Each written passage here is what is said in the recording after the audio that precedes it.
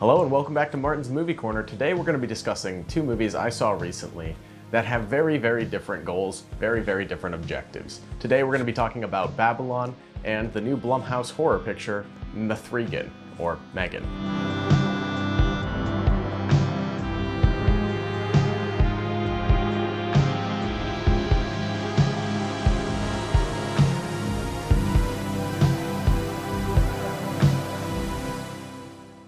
M3GAN, directed by Gerald Johnstone, a director I'm unfamiliar with, is a really interesting genre picture. What was originally marketed as kind of a slasher, paranoid android picture, we actually got a really interesting B-movie out of this. The movie stars Allison Williams, who you may know from 2016's Get Out, directed by Jordan Peele. I think she was a standout in this picture. M3GAN was one of those movies that was marketed like a typical kind of January horror movie, a lower budget, lower scale thriller, PG-13 rating, so you knew there wasn't going to be a ton of gore, there wasn't going to be a ton of violence, it wasn't going to be a particularly well-made horror movie. But what actually surprised me with this film was its attention to detail and its kind of tonally all over the place story. In a weaker movie, scenes that are laugh out loud hilarious by design and have this sense of awareness to them could really read distasteful when the main conflict of the story involves a little girl who lost both of her parents in a car accident and has a hard time relating to her workaholic aunt. This movie uses that setting to introduce M3GAN, a AI that has the ability to relate to a human child like no other. This movie reminded me of the most recent take on Child's Play, where instead of Chucky just being a doll with a possessed serial killer within it, the movie was about a AI version of the My Buddy doll that was that had gone rogue with its computer software and self-awareness. In this story, it does that same premise, but in a bit more interesting of a way. The main character is the one who invented the doll and is trying to test it for the first time on her niece. But to her surprise, the board for the company that she works for is blown away by the quality of this invention and wants to start mass producing it. So at the climax of this movie, you have the doll going rogue at the convention where they're announcing and doing a press release for this new prototype. And you also have the elevated stakes of this found family being torn apart by this AI. I thought that the child actor who plays the main character's niece was very convincing, and in, again, a weaker story, you could see this child actor taking away from the picture, not being believable, but you truly find a sense of trauma in that character. However, it never leans too far into the seriousness. This movie's aware that it's campy. This movie's aware that it's a schlocky horror picture. And what I loved about it was the fact that when it was over the top, it got the theater laughing. I saw this in a pretty packed auditorium, and you could tell that everyone really enjoyed themselves. This movie aims low and hits low. It is a great low-budget horror movie, and definitely one you should check out. I gave this 3 stars over on Letterboxd for the sheer entertainment value alone. It really reminds me of some of the other great mid-budget blockbusters we've gotten recently, and Barbarian and Malignant. However, it doesn't quite subvert your expectations as much as a movie like Barbarian does, and it doesn't quite go as over the top as Malignant. I'd still say that this one's worth checking out, if not in theaters, but definitely when it hits streaming sometime in the near future. The other movie I saw recently that I'd like to discuss today on the show was Damien Chazelle's Babylon. Damien Chazelle's a really well-respected younger director working in Hollywood today. His first feature-length film was Whiplash in 2014, which honestly made a huge splash. It was nominated for Adapted Screenplay. It starred J.K. Simmons and Miles Teller, and really gave J.K. Simmons, a then character actor, a uptick in attention in terms of Academy recognition, and also gave Miles Teller a baseline platform to show his stardom. I thought that that movie was really well executed. Following those, he made La La Land and First Man.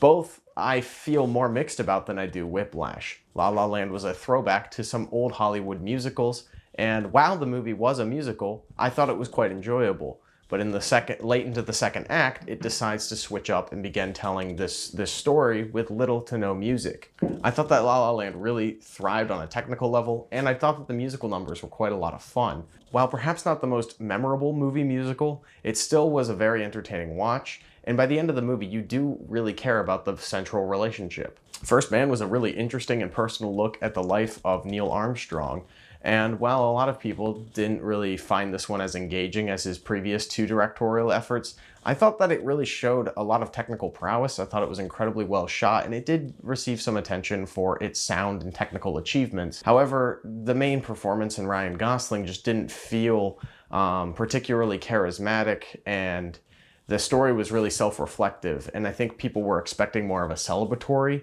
movie out of a thing like First Man, and it was good to see Damien Chazelle take a mature and albeit slower pace with that story. Babylon, as self-described as a suicide note to Hollywood, is perhaps his strangest movie yet. When I first got done watching the movie, I was completely blown away. I did not know what to expect, and this movie just fully commits. Based off of the marketing of this movie, it looked like another one of those self-indulgent Hollywood pictures where the movie industry is the best thing ever. And on its surface, that's what this movie looks like. I didn't think the trailer was particularly well cut together. The moment in the trailer where Brad Pitt falls off the balcony never once got a laugh in any of my screenings or any movie I saw in theaters. And another eye-rolling thing was Margot Robbie saying she was going to fight a rattlesnake. It felt like this movie didn't necessarily know how to market itself and how to sell itself.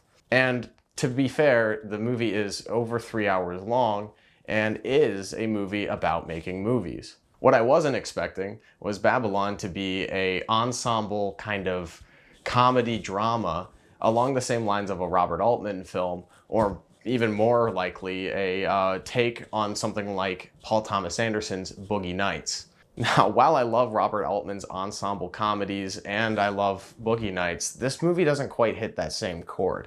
It seems for every single scene that is this comedic over-the-top set piece, or this lavish party scene with a lot of great technical work, camera movements, hundreds of extras, all in sync and doing a dance, it feels like it's trying to say some sort of message. And I think the messaging of this movie is very, very confusing, and maybe not that strong of a message. The main character, played by Diego Calva, who is a bit of an unknown. I wouldn't say he's done a movie of this scale yet, and Damien Chazelle did say in an interview that Diego Calva was going to become a household name and a face. He would not be able to walk the streets again after this picture without being recognized. And I do think that's quite interesting because this movie has severely underperformed at the US box office, which makes sense. It's a end of the year Oscar bait type release with an over 3 hour long runtime.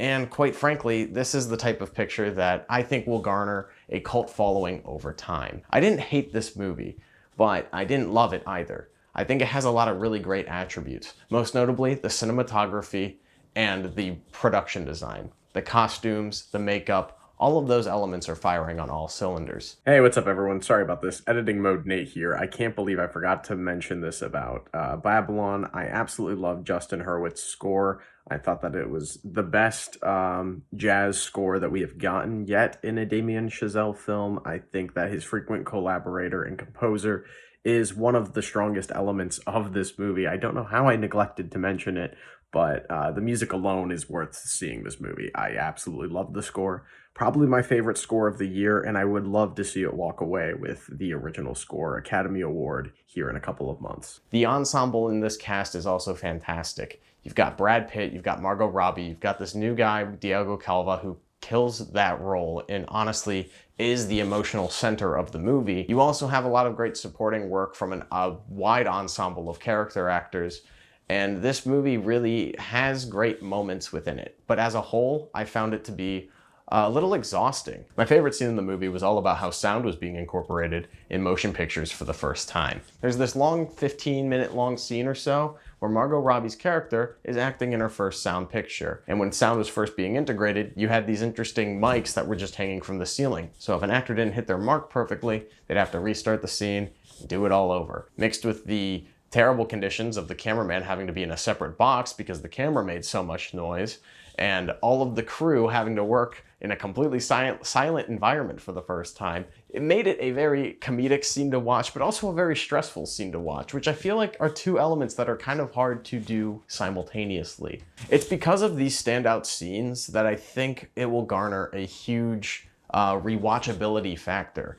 I think if there's anything to say about Damien Chazelle's other movies is once you've seen them, you know where it's going and you get that payoff.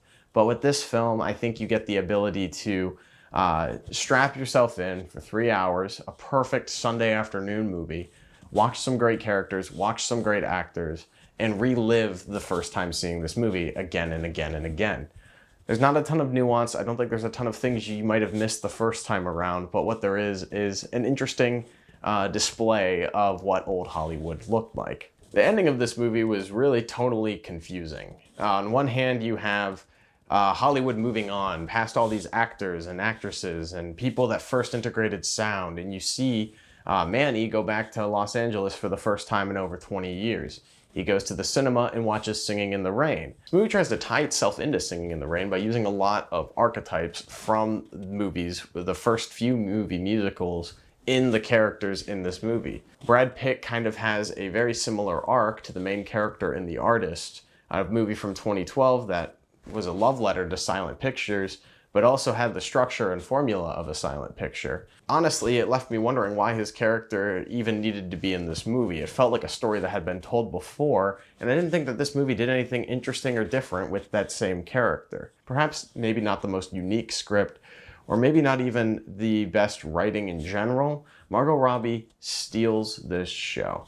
You have to see this picture, if only for her performance. I wouldn't be surprised if she got a nomination for actress in a leading role. There's a monologue about 2/3 of the way through this film where Jean Smart has a great scene opposite Brad Pitt. She plays a writer called Eleanor St. John, who's supposed to be this movie critic and journalist who gives, positive and scathing reviews depending on how she feels about the actual people in Hollywood. And she goes on to say that it's over for him, that his time in the spotlight is long gone. And this is where the central theme of the movie, I feel, really finds itself.